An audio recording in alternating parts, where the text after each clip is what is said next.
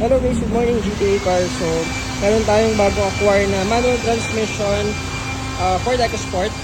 Alam nyo naman, dami naghanap sa atin ng manual. Meron tayong nakaraan dalawa, yung New Look 2019 natin na manual transmission. Ando na sa Nueva Ecija kahapon.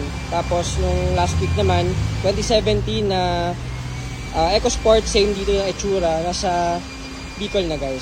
So ito available yung record natin sa dami naghahanap, nag-stock tayo ng manual. 2014 na Ambiente, manual transmission din. Same lang, 1.5 engine. Tapos may mga few accessories na rin. Pero syempre, re-refresh muna natin tong unit. Palitan siguro natin yung hubcaps, isang set kasi wala na yung, ito natanggal oh. So may mga few scratches, papaayos natin yan kasama yun dun sa mga gagawin natin. Tapos ito siguro, pangit yung tint eh. So tanggalin natin. Lagyan natin ng cover yung dito sa tow cover. Naka-grill na rin pala to. Ayan, so may mga scratches, papaayos natin yan.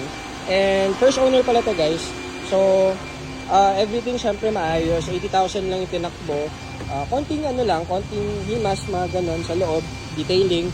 Tapos yung SOP natin syempre, mga panglalim, engine, cooling system. Ayan, so checking tayo lahat yan. May check engine lang to, auto sensor. Pero actually galing Bulacan to guys, yung malayong Bulacan, so nabiyahin na ito na testing. Ayan, so available to sa mga naghahanap ng manual. May isa ulit tayong stock. Naka-temp check tayo ngayon. Syempre, lagi naman yan is testing tayo always. So, gamitin mo natin yung service to. Ayan, so message lang kayo or walk-in kung gusto nyo i-test drive. Pwedeng pwede.